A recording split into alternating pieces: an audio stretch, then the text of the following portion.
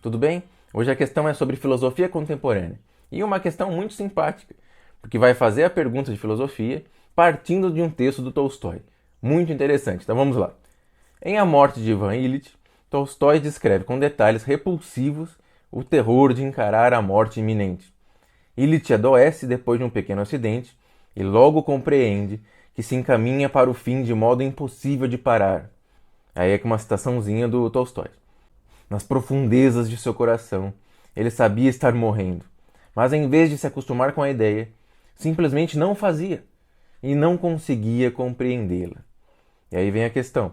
O texto descreve a experiência do personagem de Tolstói diante de um aspecto incontornável de nossas vidas.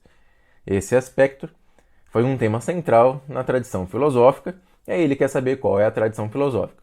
Então, qual é o tema que é incontornável da vida dos humanos, que está naquele texto lá? Leia com atenção. Ele percebe que vai morrer. Ele está se aproximando da morte, o fim da vida, aquilo que atormenta todo ser humano na face da Terra. Nem que seja nos segundos finais, em que ele está quase indo, ali ele vai falar, meu Deus, e agora? Ou seja, é esse momento, é disso que ele está falando. Então vamos lá, vamos ler as tradições aqui. É a tradição marxista, que fala muito disso no contexto do materialismo histórico? Ora, claro que não. Esse não é o tema do materialismo histórico.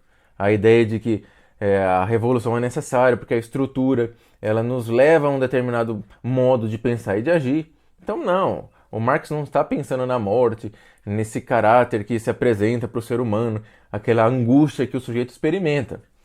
Não tem nada de angustiante ali no marxismo que não seja a opressão que o proletariado sofre. Então, não é isso que o texto está se referindo. A B se refere ao logicismo, no propósito de entendimento dos fatos. Veja, logicismo tem a ver com lógica. Aquele texto ali, em algum momento te parece um texto que discute como as proposições, elas se estabelecem, qual a relação delas com o mundo, como é que os fatos podem ser devidamente determinados em proposições? Claro que não. Não tem relação alguma com isso. Aliás, é até muito difícil pensar num texto literário nessa perspectiva logicista, né? Porque essa perspectiva parece que empobrece esse caráter existencial da literatura. Então, não é B. C é o caráter utilitarista que está ali, no sentido da racionalidade das ações. Veja, o sujeito está diante da morte e aí começa a sofrer, começa a se angustiar.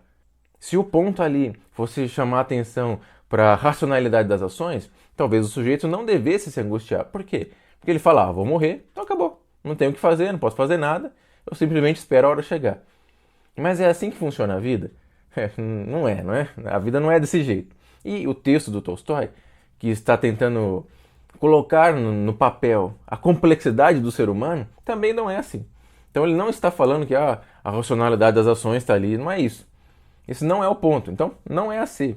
Então, talvez ele esteja atrelado ao pós-modernismo, no sentido de que, na discussão da fluidez das relações, que relações tem ali?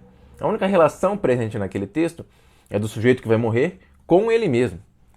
Então, não é isso que ele está falando, não é sobre as relações com os outros, da fluidez desse mundo. Esse não é o tópico ali. Então, não é a D. Portanto, só sobra o existencialismo, na questão do reconhecimento de si, que é exatamente isso. O sujeito, ao se deparar com a morte, é obrigado a voltar para si mesmo. Ele reconhece a sua finitude. Ele reconhece que, puxa vida, eu estou aqui e vou acabar. Será que a vida foi boa? Será que eu agi bem? Será que eu fiz certo? Veja, é esse momento que você se volta para si mesmo que causa toda essa angústia. E isso é o tema principal, o foco dos existencialistas, de Kierkegaard até o Camus. Todos se interessam por isso. Esse é o grande tema dessa corrente. Então, a única resposta que se encaixa aqui é a E. Aliás, uma questão muito simpática, porque exige um pouquinho mais do candidato, né?